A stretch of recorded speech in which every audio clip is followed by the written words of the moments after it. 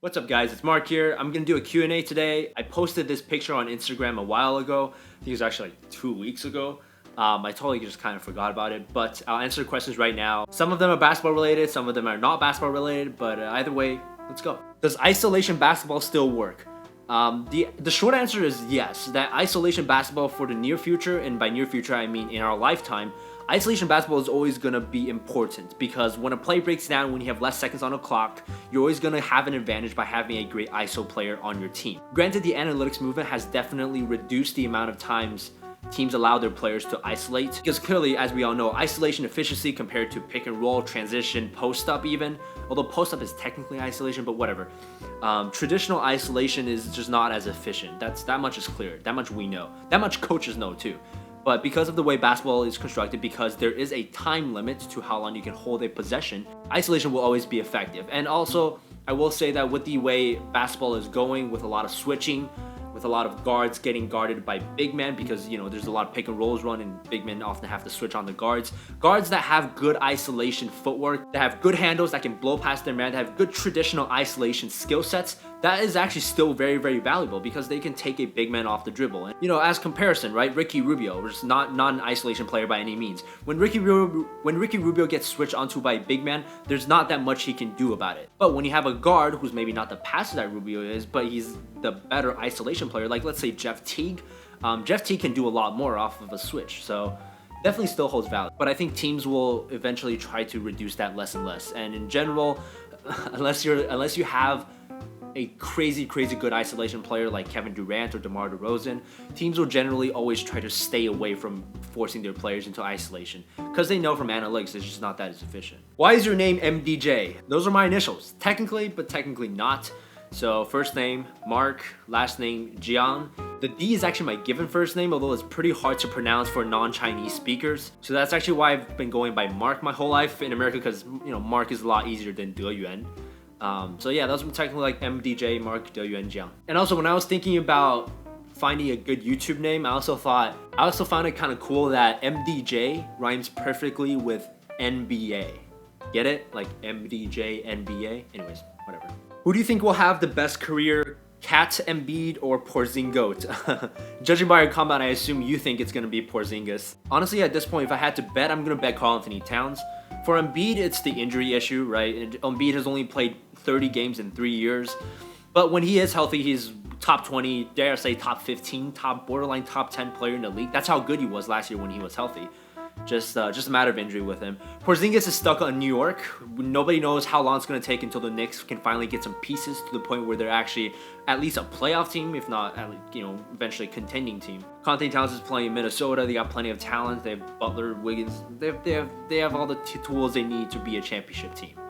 So if I had to bet, I have to bet Karl-Anthony Towns. And also Karl-Anthony Towns' personal numbers, just in terms of his statistics, advanced statistics, the eye test, he just looks like the best all-around player. Although I will say, again, healthy Embiid gives Karl-Anthony Towns a push, definitely. Do you have a problem with fans not supporting their own state? For example, like my friend lives in New York City, but his favorite team are the Timberwolves.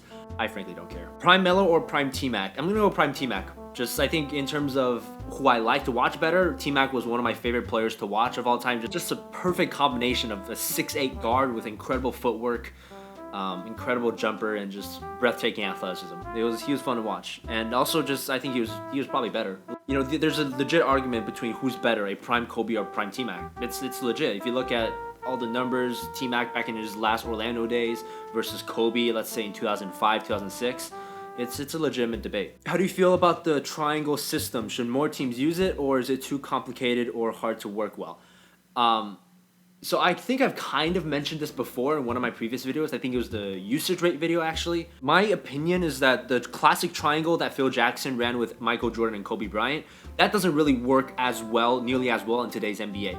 Number one, because you don't have a guy like MJ or Kobe anymore in the league, right? That's number one. And number two, with the way the league is shifting, more three-pointers, less post-up players, there are aspects of the triangle that just aren't as effective in today's NBA. But granted, there are a lot of other aspects of the triangle that are super effective. And I'm sure anyone who's like kind of super geeky about basketball will agree that you see a lot of triangle elements in different offenses. You see the Warriors use it a lot. Obviously, Steve Kerr played under Phil Jackson, so that definitely had some influence on him as a coach. So you still see it in the league, especially with the Spurs, the backdoor cuts. The triangle is alive, it's just not completely alive yet. It's partially alive. Why are your videos so good? Well, thank you. Are you dating anyone? Yeah, I am actually. So I guess I'll tell you guys.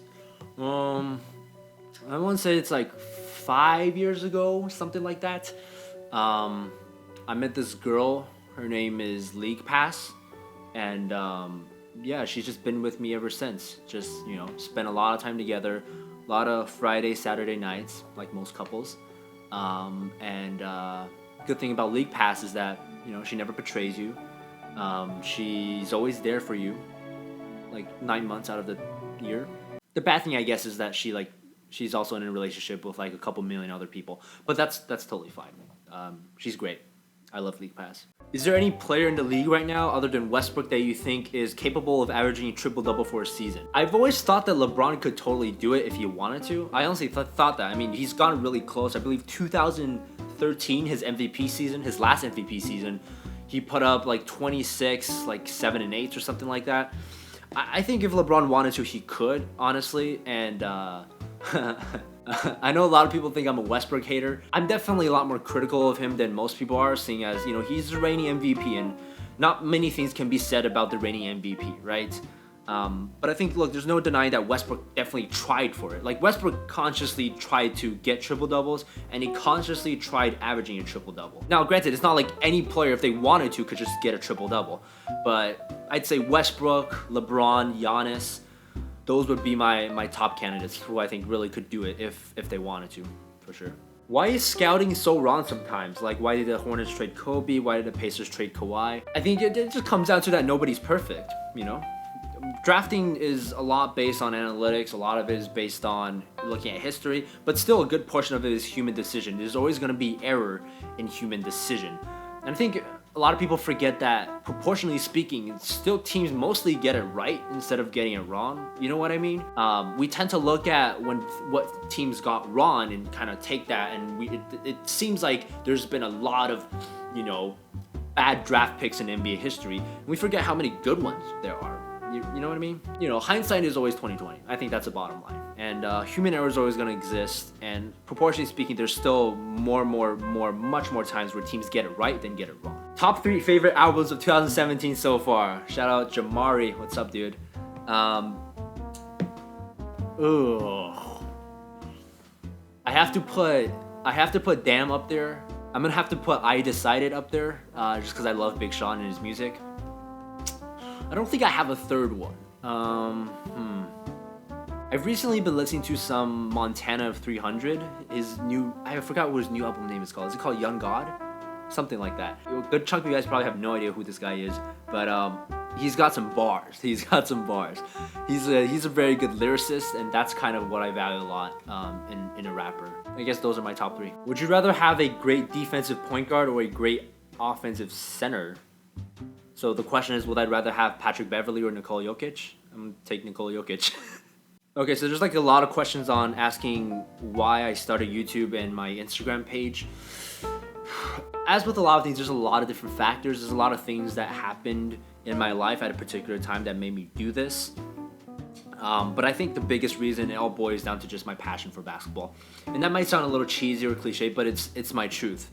I'm so obsessed with the sport, and I've watched so much that I kind of had a lot to say. I thought I had a lot to say.